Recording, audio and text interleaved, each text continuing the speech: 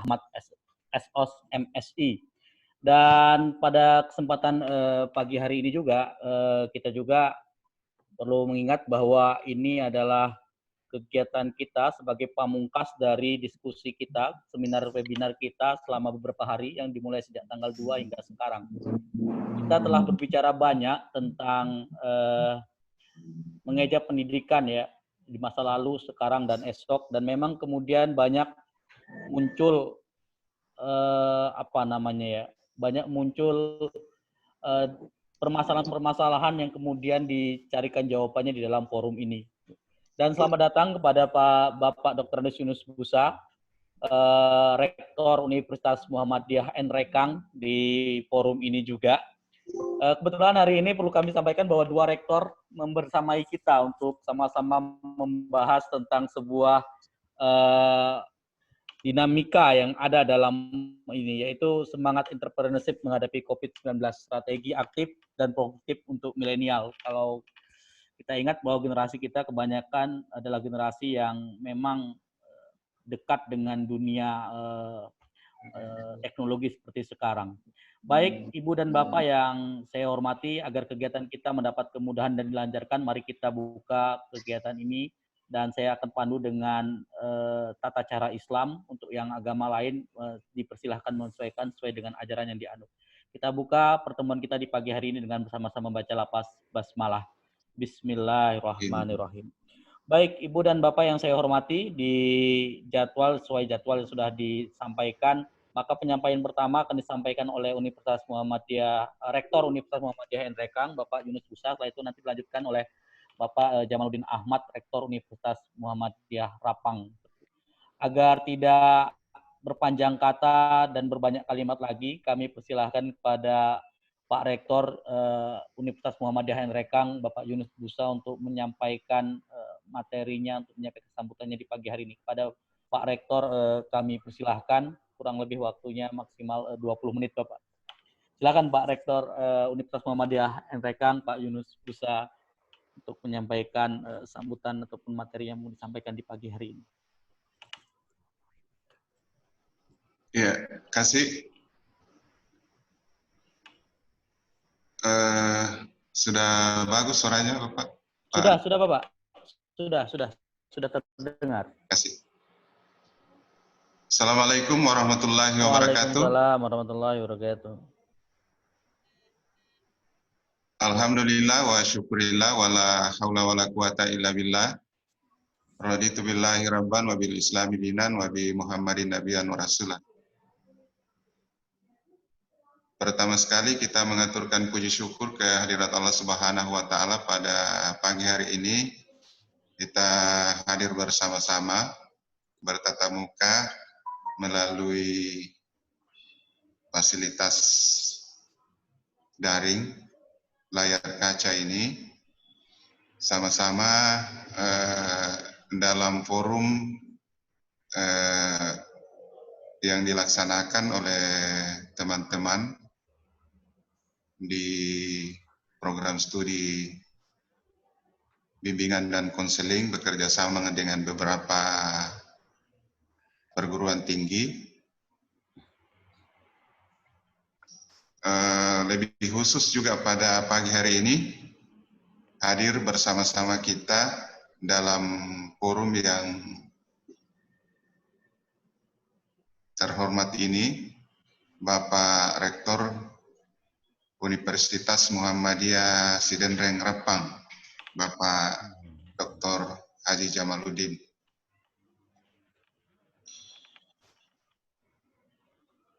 Materi yang akan kita kaji pada kesempatan yang berbahagia ini sekaligus sebagai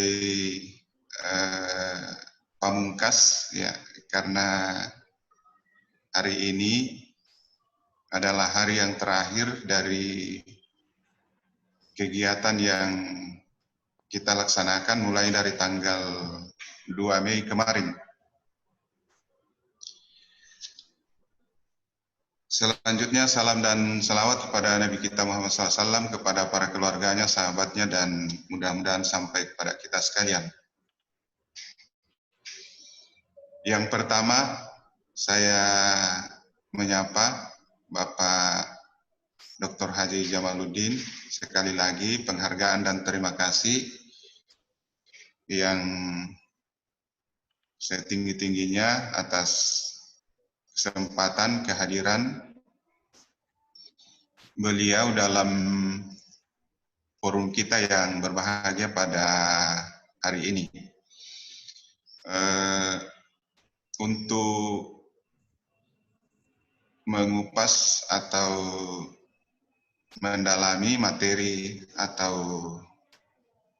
topik yang kita bahas pada hari ini, saya kira beliau sangat tepat karena memang juga sekaligus beliau pelaku usaha. Ya. Jadi tadi kalau Pak Amin Wahyudi, ya, beliau menyebut bahwa ya sekarang Rektor Universitas Muhammadiyah Sidendeng Rapang, ya saya perlu sampaikan juga nanti dikonfirmasi oleh beliau. Jadi beliau juga pelaku usaha, ya.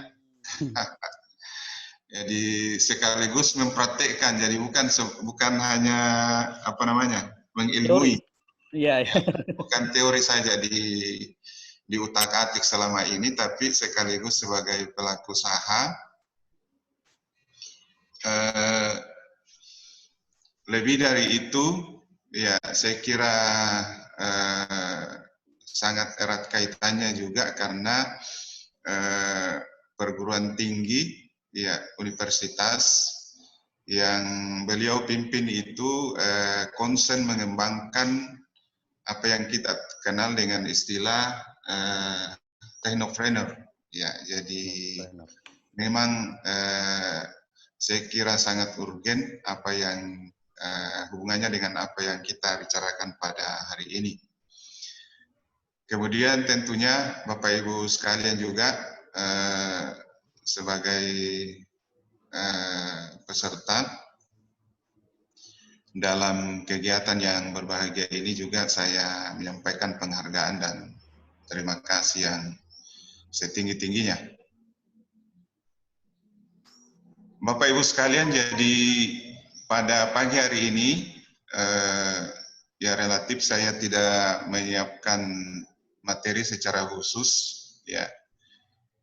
Lebih tepatnya saya mungkin mengantar sedikit, ya menemani ya Pak Rektor UMS Rapang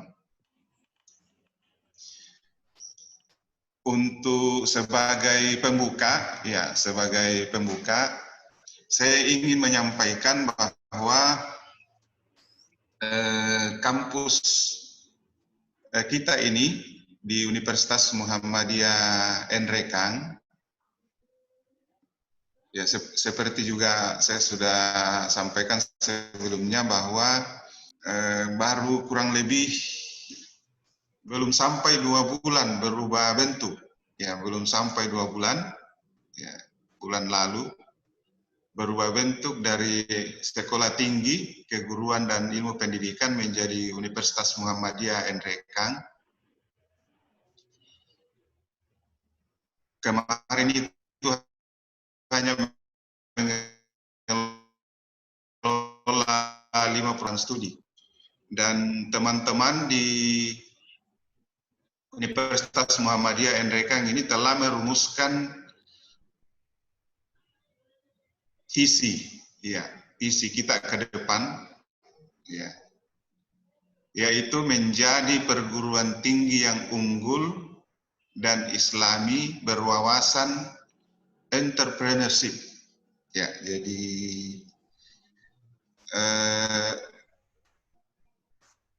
ini menjadi apa namanya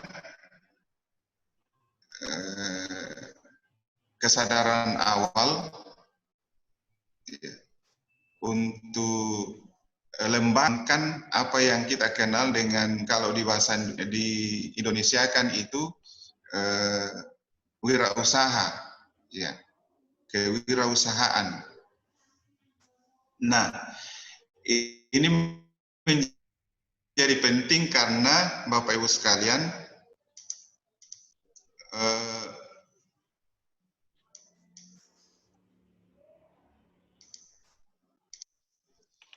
kalau di kita coba buka-buka apa namanya, literatur, ya, kata atau pengertian dari entrepreneurship, wirausaha, kewirausahaan itu memang hampir sama. Ya, pada awalnya itu mempunyai pengertian yang lebih luas. Ya, jadi punya kemampuan kreativitas, ya, inovasi. Ya. Cuma mengalami perkembangan selanjutnya itu lebih fokus ke usaha, ke bisnis, ya, ekonomi dalam hal ini, pengembangan ekonomi, bisnis, usaha. Nah, sekali lagi, kalau akarnya itu secara umum pada awalnya itu semua yang mempunyai kreativitas, mempunyai inovasi, kemudian setelah punya ide-ide kreativitas seperti itu, inovasi, dikembangkan sedemikian rupa. Nah, ini menjadi penting Bapak Ibu sekalian, karena perlu kita ketahui bahwa kita di dunia pendidikan ini, terutama di dunia pendidikan tinggi, itu kan memperdalam disiplin ilmu kita masing-masing, ya. Jadi memperdalam, ya. Tapi di situ diharapkan selalu dijiwai dengan jiwa entrepreneur atau entrepreneurship, ya.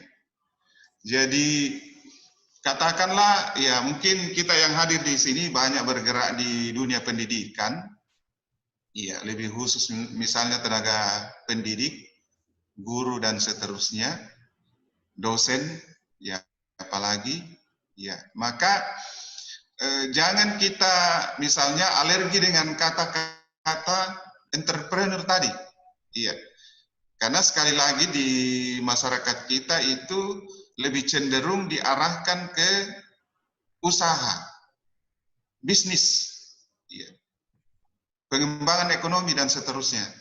Padahal guru dalam hal ini, dosen, tenaga pendidik dan seterusnya, diharapkan secara umum juga perlu memiliki jiwa-jiwa yang berwawasan entrepreneur tadi. Ya. Berwawasan entrepreneur di sini dimaksudkan bagaimana kita punya ide-ide, punya inovasi, punya pemikiran-pemikiran yang menjadi alternatif, solusi-solusi atas setiap apa yang kita hadapi, masalah-masalah yang kita hadapi. Ya, apalagi dengan kita berada di situasi seperti ini, ya, menghadapi masalah, menghadapi musibah dan seterusnya, musibah yang sangat luar biasa ini kita hadapi, maka tidak mungkin kita bisa lalui dengan baik, dengan bisa keluar dari masalah ini tanpa alternatif, solusi-solusi, inovasi, dan itu dibutuhkan oleh semua latar belakang keilmuan, latar belakang tugas, latar belakang di mana saja kita berada. Iya, di posisi mana saja kita berada, apakah kita sebagai guru, sebagai dosen, sebagai duduk di pemerintahan, iya, mahasiswa, pelajar, dan seterusnya. Ya, jadi jiwa entrepreneurship, entrepreneur ini, ya, yang kalau di bahasa Indonesia kan, itu menjadi wirausaha.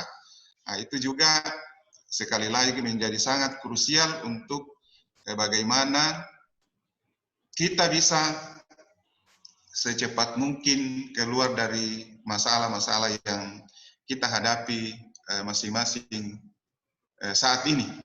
Ya, itu yang pertama yang ingin saya sampaikan.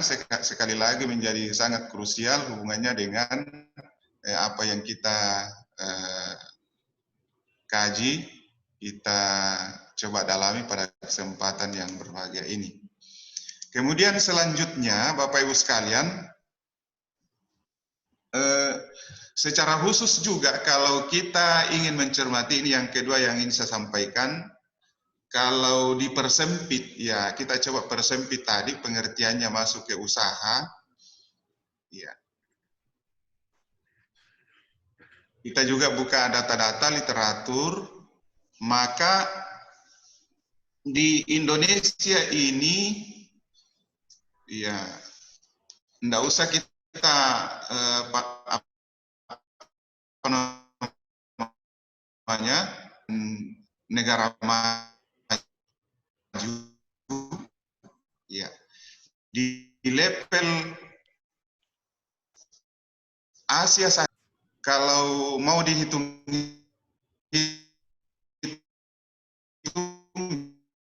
jumlah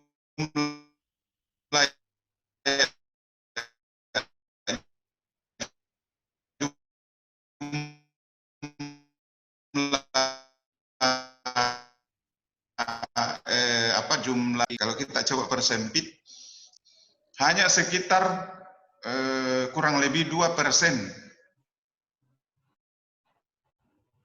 sampai seluruh total populasi, ya, masyarakat atau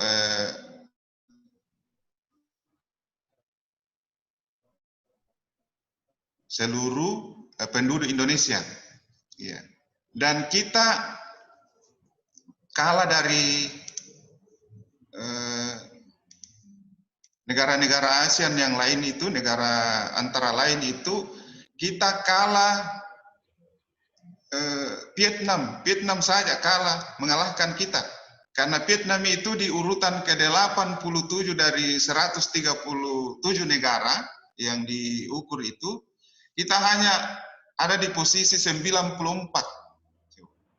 Jadi Vietnam itu ada di posisi 87, berarti kalah kita. Filipina juga, iya, lebih baik lagi, Filipina di posisi 76, Thailand di posisi 71, Malaysia di posisi 58,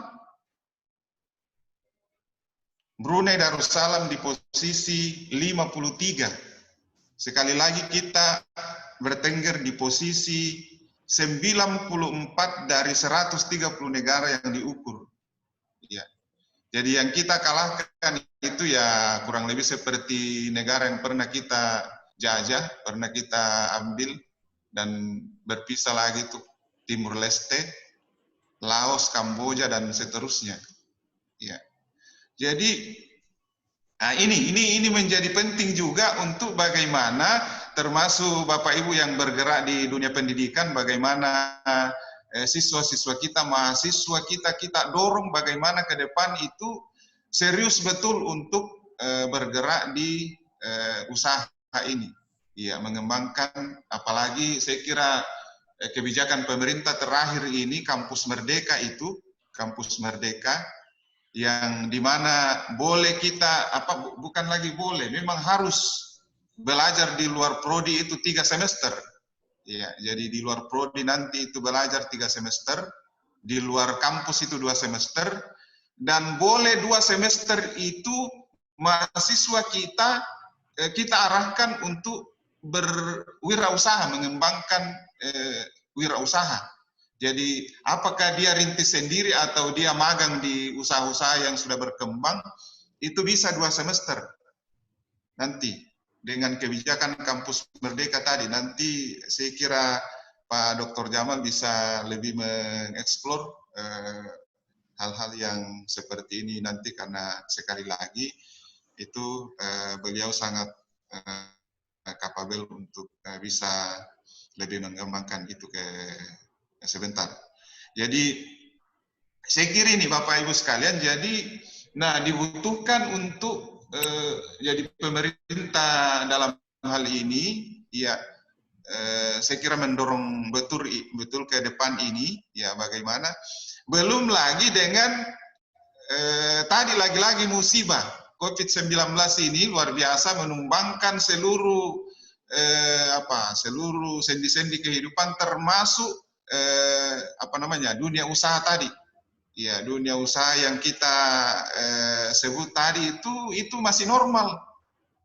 Nah, dengan bertumbangan, bergelimpangan ya salah satu sektor ini, dunia usaha, ya itu menjadi sangat jauh lagi dari apa yang kita harapkan. Jadi setelah COVID ini begitu betul-betul harus kita serius betul untuk sama-sama berpikir untuk bisa bangkit ya, termasuk dari wirausaha ini, dunia usaha, dan dihubungkan tadi saya kira secara umum yang paling penting lagi harus menjiwai kita di semua level kehidupan. Saya kira itu saja yang saya sampaikan ya sebagai pengantar. Nanti Pak Dr. Jamal yang betul-betul mengembangkan lebih rinci ya untuk topik yang kita bahas pada kesempatan yang berbahagia ini. Itu saya kembalikan ke Pak Amin Wahyudi. Terima kasih. Fastabiqul khairat. Assalamualaikum warahmatullahi wabarakatuh. Waalaikumsalam warahmatullahi wabarakatuh. Kami ucapkan terima kasih pada Pak Rektor Universitas Muhammadiyah Nrekang, Dr. Andes Yusuf Busa MSI, yang telah menyampaikan kata pengantarnya pada pagi hari ini.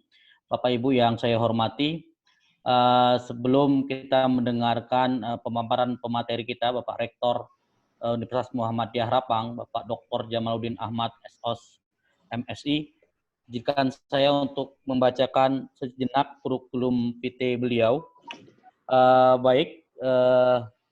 Bapak Ibu yang saya hormati, nama beliau adalah Dr. Haji Jamaluddin Ahmad SOS MSI, kelahiran Lancirang, Sidrap, 7 Mei 1970. Berarti kemarin beliau ulang tahun ke-40 tahun ya. Kami ucapkan selamat ulang tahun Bapak yang ke-40 tahun gitu ya. Wah, luar biasa sekali, beliau di usia 40 tahun sudah menjadi seorang rektor di Universitas Muhammadiyah. Ini sangat luar biasa sekali. Berarti ya pas sehari ya, berarti ini 40 tahun lebih 1 hari gitu Pak ya. Ya, baik. Kemudian status menikah, kemudian memiliki 3 orang putra dan putri. Riwayat pendidikan beliau, Sekolah Dasar Negeri 10 Rapang, selesai tahun 1984. SMP Negeri 2 Rapang, selesai tahun 1987. SMA Negeri 157 Rapang, selesai tahun 90. S1 FISIP Unhas, selesai tahun 94. Kemudian S2 Prapaskah Sarjana, University Research for Graduate Education, 1996, Universitas Hasanuddin. S2 di Universitas Hasanuddin, jurusan Administrasi Pembangunan, selesai tahun 99. Dan yang ketiga, pendidikan S3 diselesaikan di Universitas Negeri Makassar di jurusan Administrasi Publik. Kalau melihat riwayat pekerjaan, pengalaman organisasi beliau, wah sangat luar biasa sekali. Beliau sangat kaya sekali dengan pengalaman organisasi dan workshop dan seminar. Kalau dibacakan satu-satu ini sampai siang cuma membaca biodata beliau saja nanti gitu ya.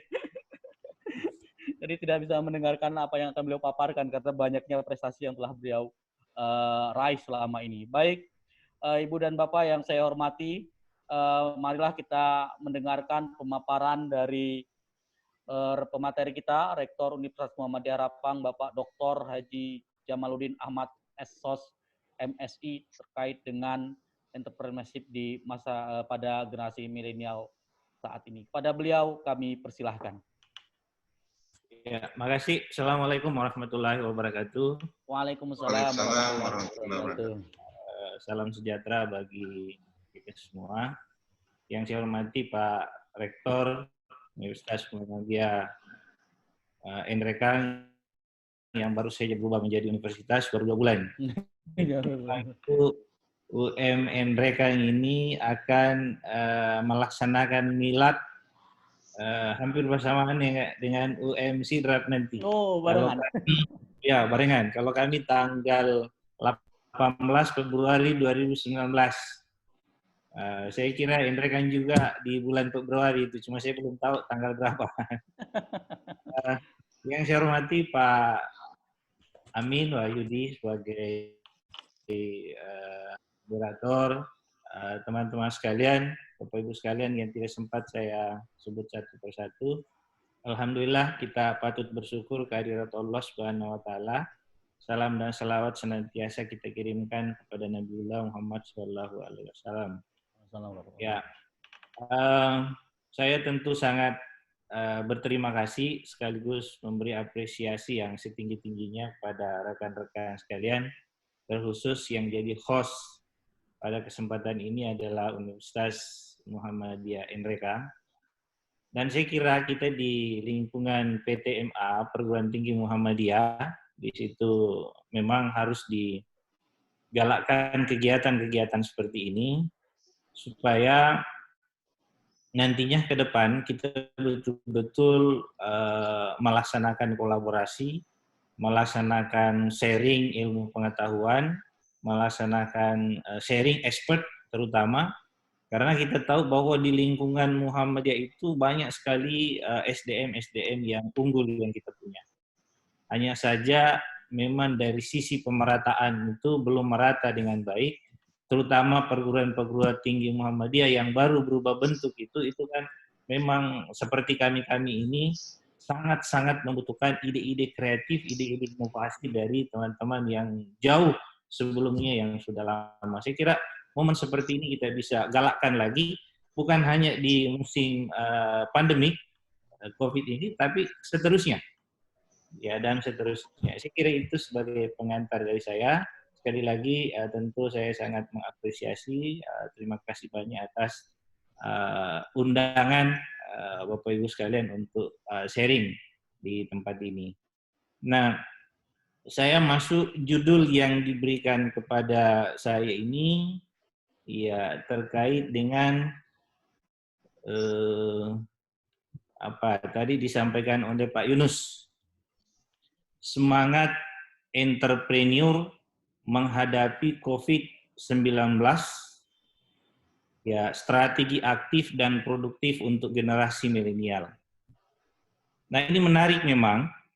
Saya baru minggu kemarin saya menulis di salah satu jurnal yang terindeks Scopus dan alhamdulillah sudah keluar. Judulnya itu salah satu, ya judulnya memang itu adalah generasi milenial dan fungsi-fungsi pendidikan tinggi.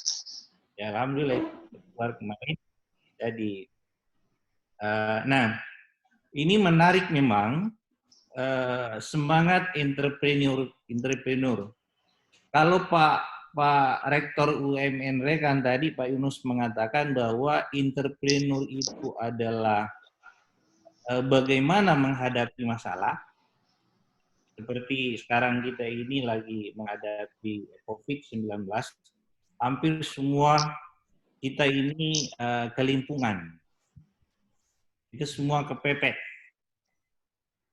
Ya, dengan kondisi seperti ini. Nah, saya ingin menambahkan bahwa entrepreneurship itu sebenarnya bukan hanya mendirikan usaha, bukan hanya jadi pengusaha, bukan hanya memiliki bisnis, bukan hanya memiliki unit-unit kegiatan, tetapi entrepreneurship itu harusnya ada di setiap orang.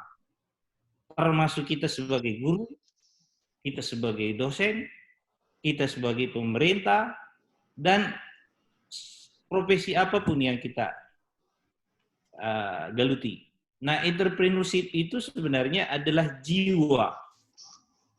Nah, jiwanya itu adalah, entrepreneur itu adalah mempertemukan antara, ya kalau kita berbicara ekonomi, mempertemukan antara orang yang punya dengan orang yang butuh. Kalau ekonomi, supply and demand, kan itu yang biasa kalau kita belajar ekonomi. Nah, tentu kita sebagai guru, sebagai dosen, bagaimana menciptakan, mencetak mahasiswa yang betul-betul dibutuhkan di dunia sekarang. Nah, itulah yang saya masukkan dengan keunggulan. Saya kira tepat sekali UMN Reka mengambil satu konsep dalam visinya itu, yaitu unggul. Nah, apa itu unggul? Ya, itulah. Jadi, guru yang kita cetak betul-betul guru yang dibutuhkan. Bukan guru yang hanya memiliki ijazah, dia bawa kemana-mana untuk melamar, tidak ada yang terima. Kenapa tidak ada yang terima? Karena dia tidak unggul. Itulah entrepreneurship yang sebenarnya. Bukan entrepreneurship yang selama ini mungkin yang kita kenal bahwa entrepreneurship yang sekarang di milenial itu adalah entrepreneurship yang dibutuhkan orang, yang memiliki kemampuan, kemudian dibutuhkan orang. Tapi coba yang dibutuhkan dengan mempertemukan itu secara digital. Ini yang menarik. Makanya sekarang pemerintah itu mempermudah membuka program studi bisnis digital. Karena harapannya pemerintah mempertemukan antara orang yang memiliki keahlian dengan orang yang butuh keahlian secara digital. Tidak bisa, tidak harus kita lakukan. Termasuk teman-teman, mohon maaf, prodi bimbingan dan konseling itu harusnya seperti itu. Jangan lagi kurikulum kita itu harusnya direvisi kembali. Coba ingat kata kunci itu, satu. Jadi saya bilang, kalau kita mau mencetak sumber daya manusia yang unggul, maka harus memiliki 3 hal. Yang pertama adalah harus paham terhadap IT. Yang kedua, harus memiliki jiwa kewirausahaan. Yang ketiga adalah harus menguasai bahasa asing. 3 ini harus dimiliki oleh mahasiswa kita. Nah, oleh karena itu termasuk prodi yang kita mungkin di dalam kegiatan kita ini pesertanya lebih banyak dari prodi konseling, harusnya seperti itu. Nah, kenapa ini penting, Bapak Ibu sekalian? Saya berikutnya. Ya, sama sependapat dengan Pak Yunus tadi, memang daya saing kita lemah. Jadi saya mengambil ini dari Global Talent Competitiveness Index 2019. Ya, di antara negara-negara di Asia Tenggara, tidak usah kita berbicara tentang negara di seluruh dunia, di negara Asia Tenggara kita ini kita berada di urutan keberapa? Di urutan ke-6. Ya, belum masuk di sini belum masuk Brunei Darussalam. Singapura masih leading. Ini spesial khusus untuk untuk daya saing kita di bidang pendidikan. Ya, kenapa saya fokus di bidang pendidikan? Ya, karena memang pendidikan itu adalah segala-galanya. Pendidikan itu adalah masa depan. Ya, makanya saya fokus di sini.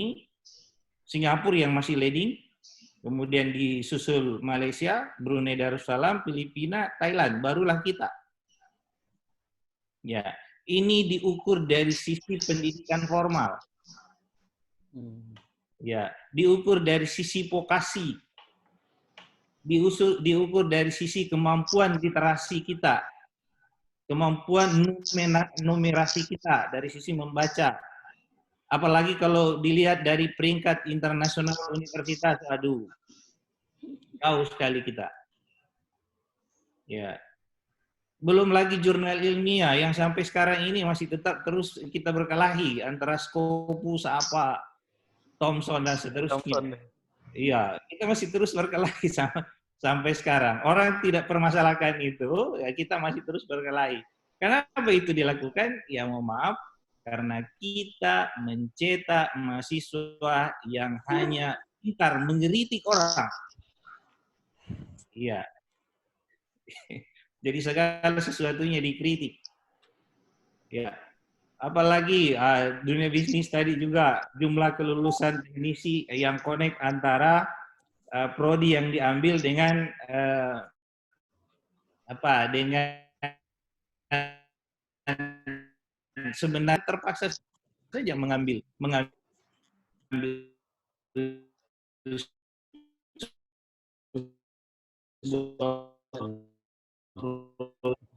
ya dan seterusnya, riset dan seterusnya. Saya kira itu. Nah, di Undang-Undang Nomor 12 tahun 2012 itu jelas sekali di situ, kalau tidak salah di pasal 4, bahwa fungsi pendidikan tinggi kita itu harus paling tidak ada 6 fungsi pendidikan tinggi kita di situ. Ya. Jadi saya lebih banyak berbicara tentang fungsi pendidikan tinggi. Nah, fungsi pendidikan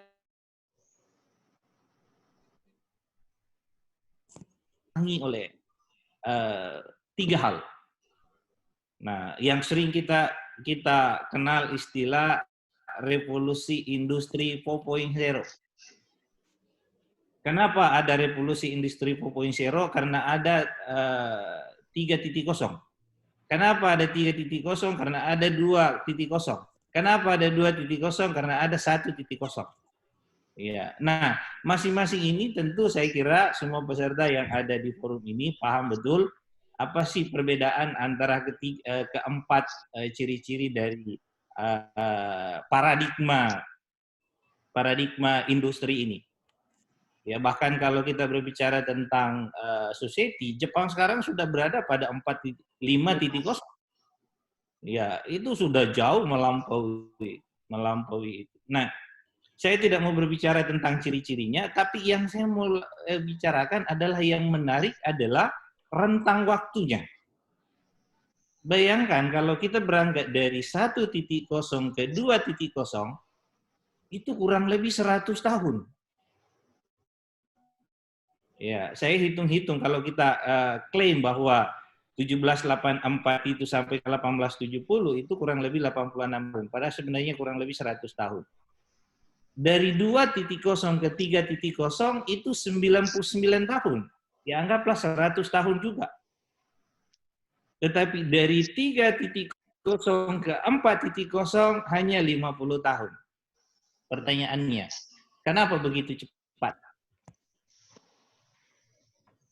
Satu jawabannya karena teknologi informasi. Itu yang bikin cepat.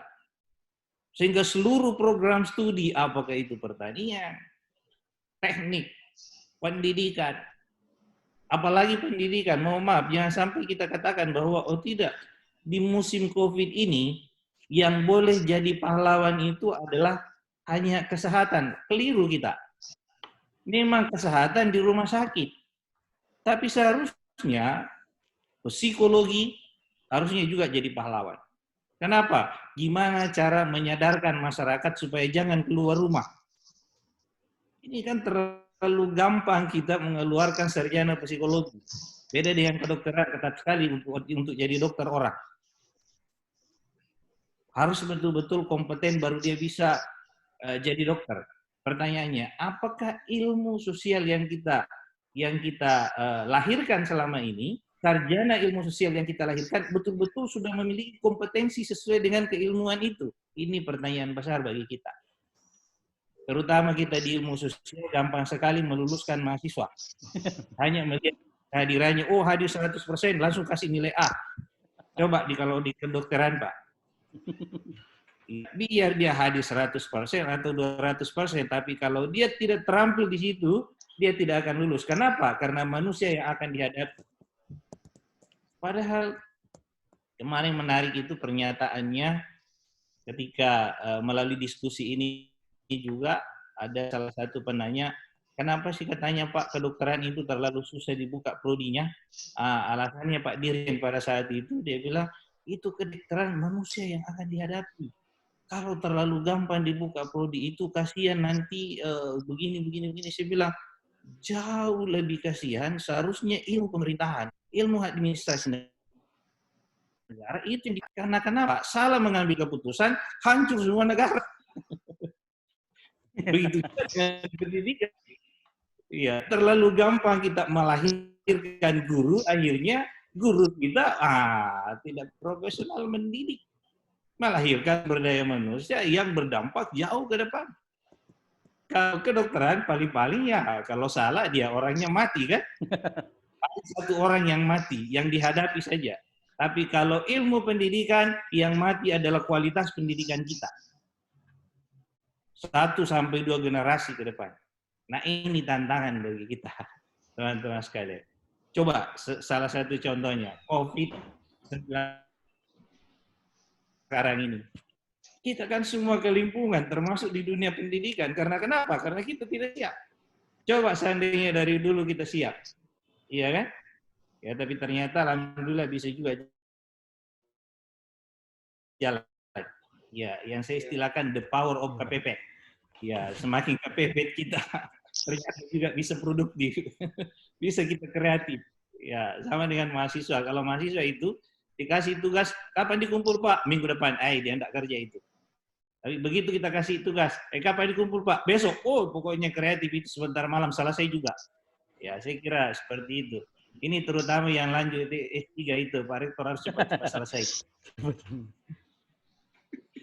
Ya, saya lanjutkan. Itu yang pertama, latar belakang pertama. Nah, latar belakang kedua adalah, nah ini Bapak Ibu, bonus demografi. Ini bonus demografi dari seluruh dunia, hanya 1 kali saja kita hadapi ini. Bonus demografi. Nah, Indonesia tahun 2045 telah merdeka 100 tahun. Maka pada tahun tersebut terdapat bonus demografi, di mana dalam struktur penduduk tersebut yang terbanyak adalah usia produktif. 70% penduduk Indonesia berada pada usia produktif dengan usia berkisar antara 25 sampai 45. Namun yang menarik, sampai saat ini belum ada yang mampu merumuskan bagaimana kira-kira profil mereka kelak. Ya. Apakah jadi pecundang ataukah jadi pemenang? Siapa yang punya tugas? Saya kira tugas kita semua, terutama pendidik. Karena kitalah yang akan menyiapkan itu. Ini tantangan besar bagi kita. Karena ingat Bapak Ibu sekalian, orang rame-rame sekarang masuk ke Indonesia, karena Indonesia memiliki sumber daya alam yang luar biasa. Berbeda dengan negara lain. Pertanyaannya, 100 tahun 2045 nanti ke depan, di mana bonus demografi, apakah kita yang berada di usia itu betul-betul jadi direktur, bukan jadi kuli di negara sendiri. Tapi kitalah yang mengatur semua itu. Ini jadi tantangan bagi kita. Dan saya kira jawabannya nanti ya masing-masing. Nah, latar belakang yang ketiga, wah ini lagi yang menarik di dunia pendidikan. Kabinet kerja versus Gojek. Siapa yang bisa memprediksi bahwa Nadiem Makarim itu yang jadi Menteri Pendidikan? Tidak ada. Ketika Nadiem Makarim tanya, mengapa mau jadi Menteri Pendidikan? Padahal di Kementerian Pendidikan, tahukah katanya Bapak itu di Kementerian Pendidikan, disitulah ahli-ahli semua berkumpul, profesor-profesor dari perguruan tinggi negeri, doktor-doktor dari Universitas Muhammadiyah Indrekang, misalnya kan, profesor-profesor dari mana dan seterusnya. Kok berani-beraninya Bapak mengambil posisi itu? Apa keahliannya Bapak? Jawabannya Nadiem pada saat itu dengan tegas, keahlian saya adalah mampu meramal masa depan. Sementara masa depan itu ada di pendidikan. Ya, kira-kira kalau di kampung kita, Kampung Bugis ini, wah inilah yang disebut dengan dukun, Sandro. Ya, mereka namanya Sandro. Sando. Mampu meramal masa depan. Ya, saya tidak tahu kalau di Jogja apa namanya, atau di tempat lain apa namanya. Itu jawabannya, mampu meramal masa depan. Nah, masa depan kita ini seperti apa masa depan yang kita inginkan? Di Undang-Undang Pendidikan kita sudah ada. Undang-Undang Nomor 12 Tahun 2012 sudah jelas-jelas dikatakan di situ bahwa pendidikan tinggi harus mampu menciptakan sumber daya manusia yang kreatif. Itu satu. Kreatif. Pertanyaannya kepada kita, apakah kita sudah kreatif? Kreatif, Pak, kecuali kepepet. Apa? Not by design, but by accident. Apakah kita harus terus seperti itu? Saya kira tidak. Harus kita rancang dari awal. Gimana menciptakan sumber daya manusia yang kreatif? Itu poin pertama. Ya, kalau kita mau memiliki tadi keunggulan seperti yang dicita-citakan oleh UMM mereka, dan saya kira hampir semua perguruan tinggi maunya seperti itu. Yang pertama dulu yang harus kita periksa adalah kreativitas. Ya, contohnya ini, di mana-mana kita bisa belajar. Bisa kita belajar di bawah pohon, bisa kita belajar sambil ini lagi kuliah ini. Ya, mereka lagi kuliah. Jadi kuliah ke depan itu tidak mesti harus di dalam kelas. Jadi harus dirubah itu. Nah, kreativitas ini yang harus dikembangkan. Itu yang pertama. Kalau kita mau betul-betul menjawab tantangan tadi yang saya sebutkan. Yang kedua adalah, ini yang menarik. Inovasi. Ya. Nah, kenapa gambar ikan? Ini filosofinya. Menurut orang Jepang, ikan yang enak itu dimakan adalah ikan yang bergerak. Maksudnya yang bergerak. Jadi kalau orang Jepang itu mau beli ikan, dia tanya, ikan ini diambil di mana? Oh, di sungai, Pak. Baru dia mau beli kalau di sungai. Tapi di sungai mana? Apakah sungai itu airnya mengalir atau airnya tenang? Kalau airnya tenang, dia tidak akan beli. Kenapa? Dia lebih senang kalau ikan yang dia beli itu dari sungai yang mengalir. Kenapa? Karena kalau ikan yang diambil dari sungai yang mengalir, katanya dagingnya itu enak. Dibanding dengan sungai yang tidak mengalir. Apalagi yang dipelihara di empang. Iya. Artinya apa? Kita harus bergerak. Hanya orang-orang yang bergerak yang memiliki nilai. Hanya orang yang bergerak memiliki manfaat. Ya, termasuk itu kalau kita di bandara biasa ada ditaruh di situ. Ya, ini Jokowi taruh sepeda di situ untuk kita duduk. Tahu enggak teman-teman sekalian? Itu sebenarnya filosofi sepeda adalah filosofi bergerak. Sepeda itu tidak akan mungkin jalan kalau tidak digerakkan. Ya, cuma sayangnya itu saya mau usulkan ke Pak Jokowi, jangan terus Pak Jokowi di situ yang jadi membonceng di bandara kan. Coba sekali-kali Pak Jokowi yang ada di bonceng di situ. Jadi nanti kalau kita foto, kitalah yang bonceng Jokowi. Artinya kita yang menggerakkan. Iya. Artinya apa? Guru, dosen, mahasiswa kalau mau memiliki nilai, ayo bergerak. Jangan hanya tinggal. Karena kalau kita tidak tinggal terus, tidak bisa. Nah, itulah yang saya masukkan dengan inovasi. Hari ini harus lebih bagus daripada kemarin. Besok harus lebih bagus daripada hari ini. Dan harus dihitung itu, Pak. Dicatat, jangan hanya dibiarkan. Ya, dicatat. Ya, kalau di UMS Rapang itu jelas sekali. Semua dosen yang masuk setiap hari, apa yang kamu kerjakan hari ini? Catat, saya mau lihat apa. Iya. Dan itu semua dia catat secara online. Dia tulis semua secara online. Ya. Sehingga kita bisa tahu progresnya, perkembangannya setiap hari dan setiap saat. Itu yang kedua. Nah, fungsi ini sebenarnya sudah ada di undang-undang sistem pendidikan kita. Yang ketiga adalah, wah ini, keterampilan.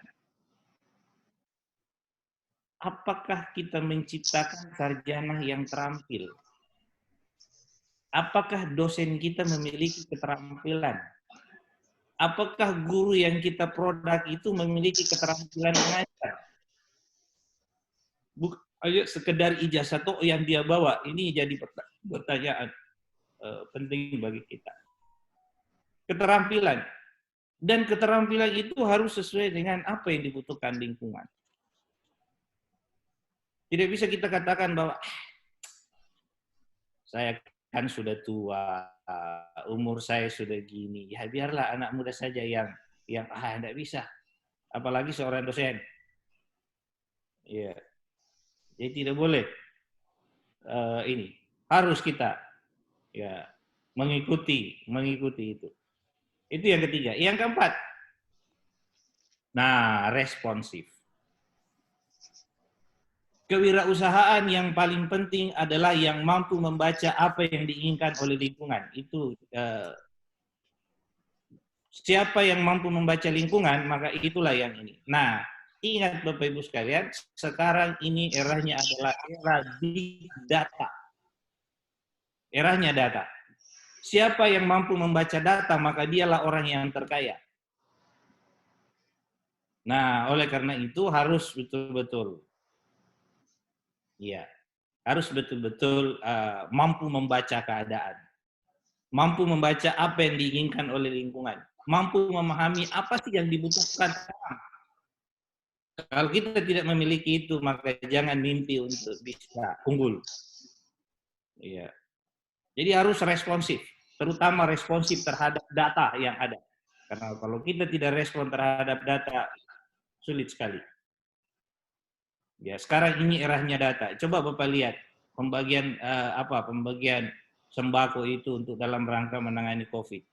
Hampir semua orang bermasalah dengan persoalan data. Ya, dalam hati saya bilang seandainya pemerintah berani libatkan perguruan tinggi dalam hal pendataan itu selesai itu. Karena kami di UMS Harapan sudah mencoba, Pak. 22 desa yang kami bantu untuk pendataan. Ketika mahasiswa kami turun KKN, yang saya fokuskan itu adalah mendata penduduk dengan cara sistem komputerisasi. Karena kami buatkan website data itu, dan itu luar biasa akurat datanya. Ini baru satu perguruan tinggi. Coba kalau semua perguruan tinggi dilibatkan. Cuma persoalannya juga itu data adalah data politik. Banyak data politik. Ya, nanti kalau mau pemilu banyak sekali penduduknya. Biar orang mati semua bisa juga memilih. Tapi ini juga yang jadi persoalan kita di Indonesia. Itu yang keempat. Yang kelima. Nah, ini dia. Daya saing. Sekarang ini, mohon maaf teman-teman sekalian, Bapak Ibu sekalian, orang kan berbicara, tenaga kerja asing masuk Indonesia, terutama tenaga kerja Cina. Ya, kok kenapa sih pemerintah, kita salahkan pemerintah? Pertanyaan saya jangan salahkan pemerintah. Yang pertama adalah periksa dirinya sendiri. Apakah saya memiliki daya saing? Iya, tidak mungkin. Seorang wirausaha itu, seorang entrepreneur tidak akan mungkin mau melihat usahanya bangkrut. Tidak akan mungkin mau melihat organisasinya tidak berkembang. Nah, caranya gimana? Harus dia merekrut tenaga kerja, harus dia merekrut sumber daya manusia yang memiliki keunggulan. Seandainya orang ya mohon maaf ya saya sebut, seandainya orang Cina tidak memiliki keunggulan, tidak mungkin dia datang ke sini. Seandainya kita lebih unggul, itu yang harus kita pertanyakan, terutama kita ya di bidang pendidikan, karena kita lah yang mencetak SDM itu. Ya, makanya kita harus ditantang di situ, Pak. Jangan salahkan kalau saya, biarkan saja. Tapi kita harus mencetak SDM yang unggul. Supaya apa? Supaya memiliki daya saing. Iya. Ini penting bagi kita, terutama di dunia pendidikan seperti kita sekarang. Ya memang Pak, harus kita lakukan seperti itu. Yang keenam adalah, nah ini yang sering saya sebut tadi dari awal. Kita kuat karena dia bergandengan tangan. Meskipun sebenarnya kita ini dari dulu kita sudah memiliki apa yang disebut dengan gotong royong. Tapi hanya gotong royong dalam tanda kutip. Nanti dia gotong royong ketika mau pemilu. Nanti dia gotong royong ketika mau pilkada. Kenapa? Karena dia cari suara. Tapi begitu selesai pilkada, begitu selesai pemilu, gotong royong itu sisa. Sisa hanya jualan-jualan politik saja. Beda dengan mereka. Mereka itu bergandengan tangan terus. Apakah konsennya dia memperhatikan alumninya? Hampir semua perguruan tinggi, kebanyakan. Ketika sudah alumni, maka lepas sudah hubungan. Ketika sudah sarjana, biarkan. Pokoknya yang pasti, kamu sudah ambil jasamu, terserah. Perguruan tinggi ke depan tidak boleh lagi seperti itu. Alumni kita harus tetap kita rangkul. Alumni kita harus tetap kita gandeng. Alumni kita harus tetap memberikan kontribusi terhadap perguruan tinggi, apalagi kontribusi terhadap lingkungan. Ya. Nah inilah 6. Nah sebenarnya ke-6 yang saya sebutkan ini sudah ada di Undang-Undang Nomor 12 Tahun 2012. Hanya saja mungkin kita pengelola perguruan tinggi tidak pernah konsen melihat itu. Ya. Tidak konsen melihat itu. Nanti kita mau konsen setelah terjadi lagi COVID seperti ini. Ya. Oke, saya pindah ke yang kedua. Saya dikasih juga tema yaitu milenial. Ya. Nah, saya coba hubungkan antara kondisi milenial. Ya, kenapa ada generasi milenial? Karena ada generasi kolonial. Ya, kira-kira kalau saya seperti Pak Yunus ini, saya tidak tahu Pak Amin apakah masuk juga kolonial. Namanya tidak masuk. Iya, saya coba tampilkan 10 ciri dasar generasi milenial. Apakah teman-teman masuk di situ? Ciri yang pertama yaitu gampang bosan pada barang yang dibeli. Itu ciri yang pertama generasi milenial. Gampang sekali bosan kalau ada yang dibeli. Artinya, ketika dia beli sesuatu, pokoknya yang penting dia sudah beli, mau dipakai atau tidak itu urusan lain. Pokoknya dia sudah puas kalau dia sudah beli. Iya. Contohnya, kalau HP misalnya dia mau beli, wah, ada lagi HP baru, wah, beli lagi. Padahal dia belum tahu HP-nya yang lama itu belum dia kuasai 100% semua fitur-fiturnya, dia beli lagi. Ya, itu salah satu cirinya. Nah, maka cara termudah untuk menghadapi generasi seperti itu, kita sebagai orang tua, kita harus sebagai pendidik, kita sebagai pengayom, maka langkah pertama yang harus kita lakukan adalah jangan mudah menyerah. Itu langkah pertama. Sebagai langkah entrepreneurship. Seorang entrepreneurship itu tidak boleh mudah menyerah. Iya. Saya contohkan ketika lampu listrik ini ditemukan oleh Thomas Alva Edison misalnya, Thomas Alva Edison itu 99 kali gagal. Seandainya Thomas Alva Edison itu berhenti pada percobaan ke-98, nah oleh karena itu, kalau Pak Nadiem Makarim itu dia katakan gini, guru yang terbaik menurut saya atau pelajaran yang terbaik menurut saya adalah pelajaran dari kesalahan. Itu menurut dia. Ya, saya kira betul juga adanya. bahwa ternyata guru yang terbaik adalah guru kesalahan. Jadi jangan kita takut membuat salah. Pokoknya ya kesalahan itu adalah guru yang terbaik. Ya, kita harus berani, jangan mudah menyerah. Ciri yang kedua, no gadget, no life. Iya, itu milenial itu. Nah, oleh karena itu kita harus berani mencoba hal-hal baru. Seorang dosen kalau tidak berani mencoba hal-hal baru, habis kita. Seorang tenaga pendidik kalau tidak berani mencoba hal-hal baru, habis kita. Jauh lebih terampil anak-anak kita yang kita mau ajar, ya makanya banyak sekolah itu membuat peraturan, melarang bawa HP. Ya itu sebenarnya peraturan ini harus perlu ditinjau dulu. Jangan-jangan dilarang bawa HP karena gurunya mulai dari kepala sekolah sampai guru ke bawah tidak tahu menggunakan HP. Makanya masih siswanya dilarang bawa HP. Ini bukan zamannya lagi, Pak. Zamannya lagi.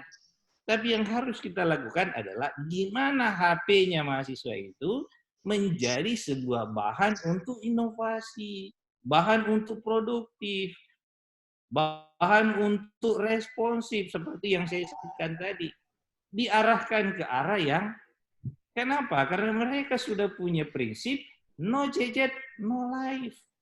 Sulit dipisahkan. Iya, jadi kitalah yang harus berubah. Itu yang kedua. Yang ketiga, hobi melakukan pembayaran cash atau non tunai.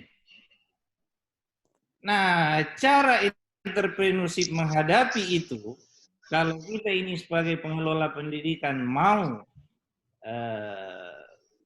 menghadapi mereka, how to manage your money. Ingat Bapak Ibu, kalau mau jadi orang kaya, dalam tanda kutip, orang kaya dari sisi materi, jangan jadi guru dan jangan jadi dosen. Tapi jadilah pengusaha. Iya. Kenapa? Ya itu tadi, jawabannya ada masing-masing sama kita. Tapi ingat, apakah kaya itu diukur dari sisi keuangan? Enggak. Misalnya begini, saya tanya Pak Amin. Pak Amin, berapa uang sekarang di dompet? Berapa ya?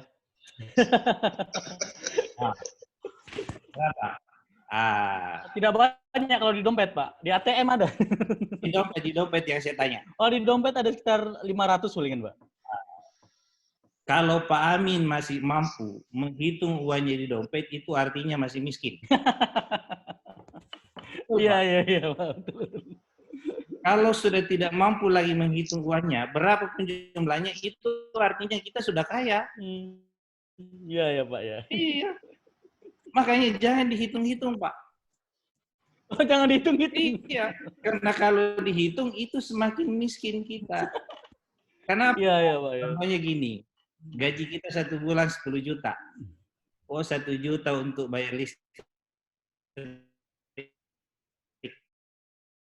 Itu artinya habis, Pak. Tapi coba kalau kita tidak hitung. Iya. Taruh saja di dompet atau taruh saja di kantong. Kita bawa mobil, begitu dapat lampu merah ada pengemis. Minta. Karena kita tidak tahu jumlahnya, kasihannya ini pengemis, akhirnya ambil. Nanti sampai di rumah baru tahu, ternyata kurang uang 10.000 ya. Iya, Pak. Mohon maaf, Bapak. Masih ada 10 menit lagi mengingatkan waktunya. Oke, ya, makasih Pak Amin. Iya, kita lanjut. Ya. 10 menit lagi kurang lebih. Ya, auto manage money itu yang ketiga. Ya, yang keempat. Ini juga. Ya, milenial itu maunya serba lebih cepat. Nah, oleh karena itu how to manage your time. Semua kita ini memiliki waktu 24 jam sehari. Tapi pertanyaannya, apakah 24 jam itu mampu kita manage dengan bagus? Oh, ada orang yang bisa, ada yang tidak. Itu terserah dari kita masing-masing. How to manage your time. Ya. Yang berikut, ciri milenial yang berikut adalah memilih pengalaman daripada akhir. Ingat, Anak-anak milenial nanti itu Pak, tidak mau lagi memiliki rumah, tidak mau lagi memiliki mobil, tidak mau lagi memiliki aset. Tapi gimana caranya? Dia suka jalan-jalan. Nah, oleh karena itu caranya gimana? How to manage your mindset. Mindset kita yang harus di-manage. Ya, saya sering katakan bahwa mindset itu sama dengan alam. Di mana kita hidup, harus kita hidup di situ.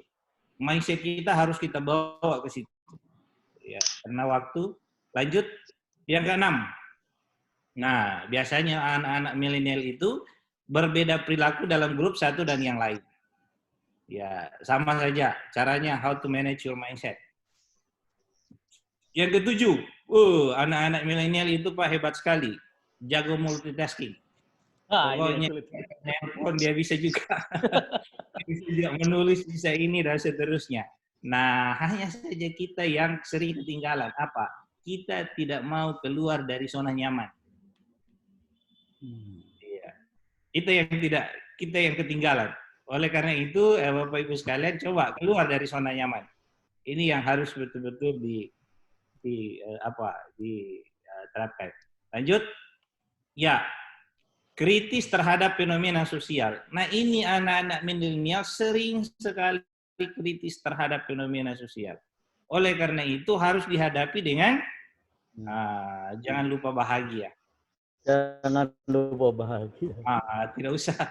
Tidak usah terlalu dipendam kalau dikritik sama anak-anak.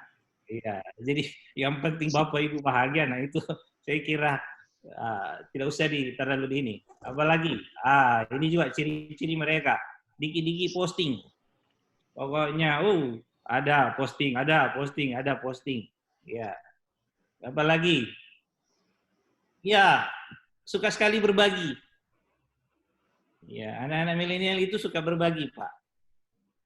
Ya, hal-hal sedikit saja suka sekali berbagi, sampai berbagi konten, berbagi ini dan seterusnya. Nah, oleh karena itu, sistem pembelajaran yang harus kita rancang ke depan memang itu harus lebih banyak mengambil konten-konten dari internet, dari YouTube dan seterusnya. Itu yang harus kita lakukan melalui LMS masing-masing. Jadi saya kira kita semua sudah memiliki learning management system masing-masing di kampus kita. Ya, nah ini resepnya Pak. Ya, kita tidak akan pernah meraih hal-hal hebat dalam hidup jika kita melakukan hal yang sama dengan cara yang sama setiap harinya. Itu menurut kata orang yang duduk itu. Harus. Karena kalau kita tidak berani berubah, gimana caranya? Ini yang kira-kira strateginya gimana? Ini the power of KPP.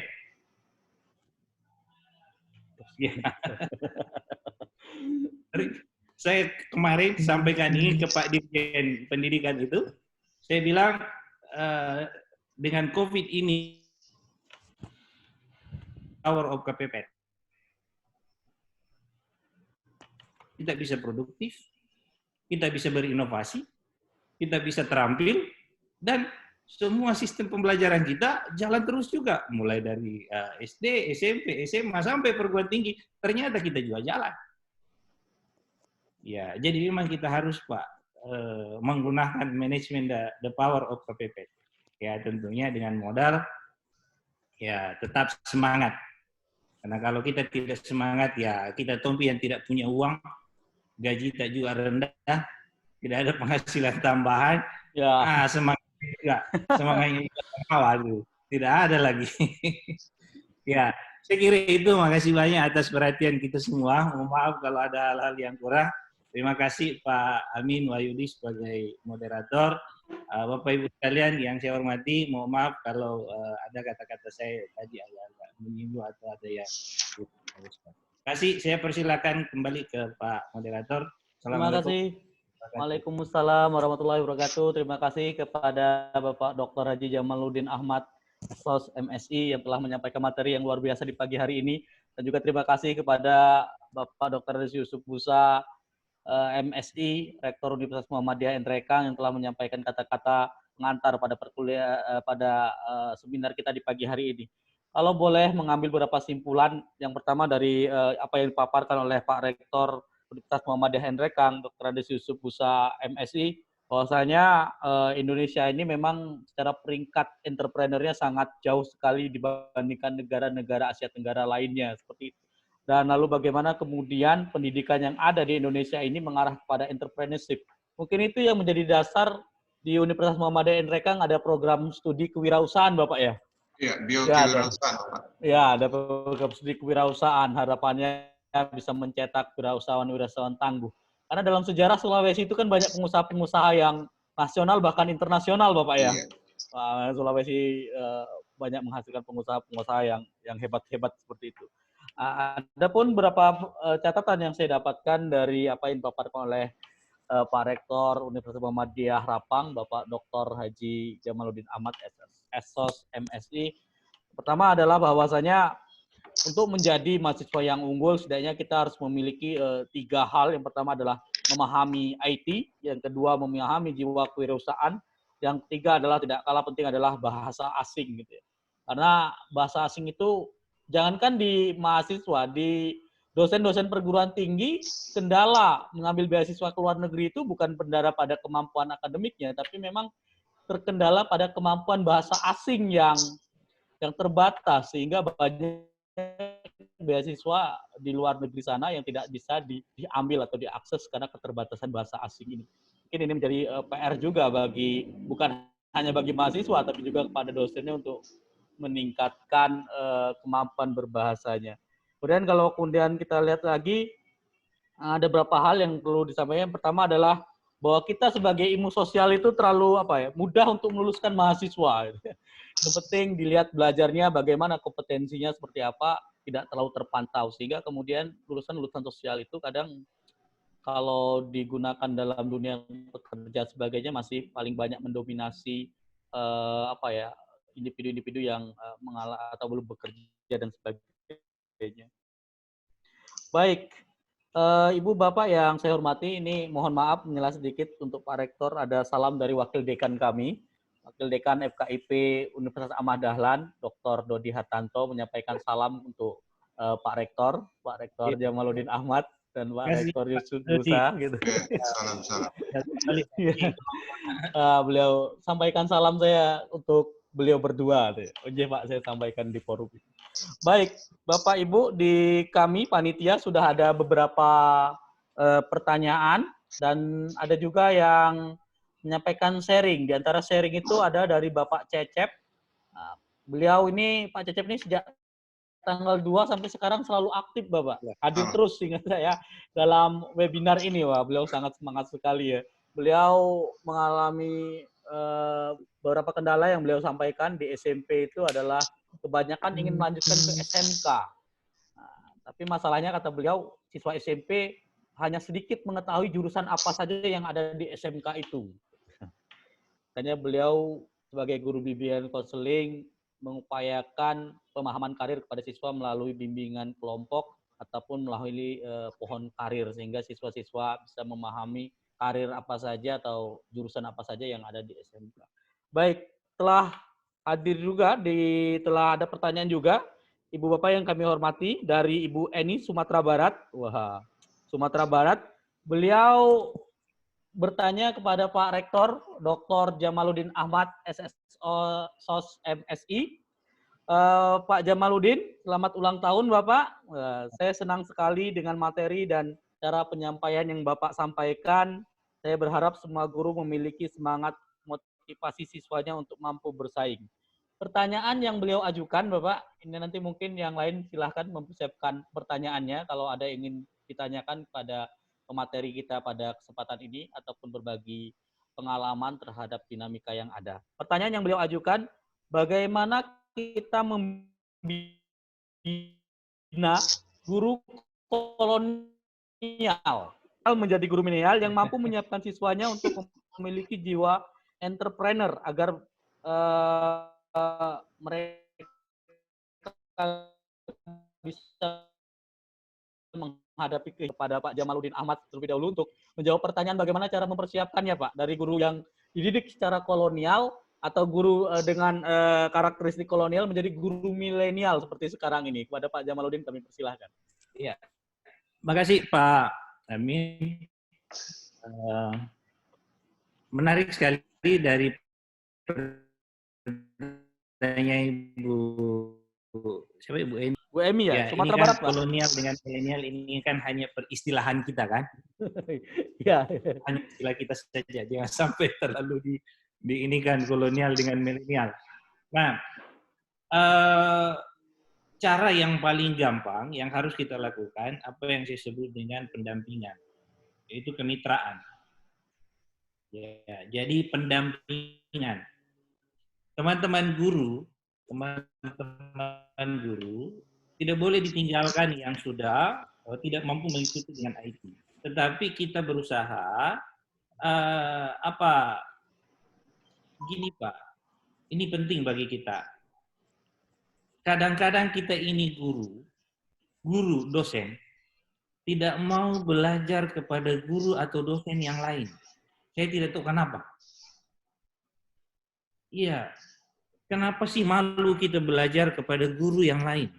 Kenapa sih kita malu belajar sama dosen yang lain? Padahal harusnya itu harus berkolaborasi. Ya, jangan hanya siswa belajar pada gurunya. Ya. Jangan hanya mahasiswa belajar sama dosennya saja. Ya, saya tidak tahu apa penyebabnya. Yang pasti mungkin jawabannya masih ada sama kita. Ya, saya mungkin apa karena gengsi atau karena malu atau seterusnya. Nah, ini penting Bapak Ibu sekalian. Nah, pendekatan yang paling bagus dilakukan adalah pendekatan pendampingan. Jadi saya contohkan di perguruan tinggi yang saya pimpin, ketika ada dosen yang tidak mampu mengikuti kebijakan yang sudah kita sepakati dikeluarkan oleh universitas, terutama dari sisi perkembangan IT dan bahasa asing misalnya, maka kami mencarikan mahasiswa yang berada di semester-semester level atas, yang mahir dan mampu di bidang itu, saya suruh mendampingi dosen itu. Ya, misalnya karena ujian kita adalah semua ujian online, berbasis paperless, tidak ada lagi kertas, otomatis menginput soal itu ke sistem, juga kan harus menggunakan IT. Nah, dosen yang bersangkutan tidak menggunakan IT. Nah, caranya gimana? Cari mahasiswa yang sudah senior, iya, yang bisa menyusun skripsi saja, maka tugaskan dia mendampingi dosen itu. Selesai. Karena kalau dia kan malu belajar sama dosen lain, malu bertanya sama dosen lain, maka secara menurut kita bisa. Tapi jangan ngomong sama dosen lain. Ya cukup Pak Rektor saja yang tahu dengan mahasiswa yang bersangkutan. Karena nanti dia kasihan malu. Caranya seperti itu, Bu. Ya, jadi itu yang kami lakukan. Jadi berkolaborasi. Ya, kolaboratif yang kami lakukan. Ya, itu yang pertama. Yang kalau kita mau menghadapi guru, jangan tinggalkan kasihan. Jangan tinggalkan. Nah, secara otomatis kalau kita sudah lakukan seperti itu, maka nanti mereka juga akan belajar, pasti akan mau belajar. Karena sistem yang kita bangun itu kan sudah bagus. Makanya saya bilang jangan bergantung kepada individu. Jangan bergantung kepada orang, tapi kita harus bergantung kepada sistem. Ketika sistem itu kita sudah rancang, ketika sistem itu kita sudah buat, ketika sistem itu kita sudah sepakati dan dijadikan sebagai sebuah keputusan untuk kita laksanakan, maka laksanakan. Ketika masih ada 20 atau 30% lagi guru atau dosen kita yang tidak mampu ikuti itu, maka kita carikan jalan. Apa itu? Pendampingan. Itu yang perlu dilakukan. Jangan ditinggalkan, kasihan apalagi kalau belum pensiun. Lain cerita pensiun yang baru di ini. Ya. Itu jawaban saya, Pak Amin. Terima kasih Pak Jamaluddin Ahmad. Mungkin dari Pak Yusuf Musa ada tambahan terkait dengan pertanyaan ini, pengalamannya seperti apa ini? Ya, respon sedikit saja, Bapak Ibu, Pak Amin. Iya. Malah saya justru ingin sedikit memperkuat apa yang di-sharing oleh Pak Cecep tadi. Kalau dari Ibu Eni saya kira sudah luar biasa tadi direspon oleh Pak Rektor UMS Rapang. Oleh Pak Cecep membagi pengalaman kepada kita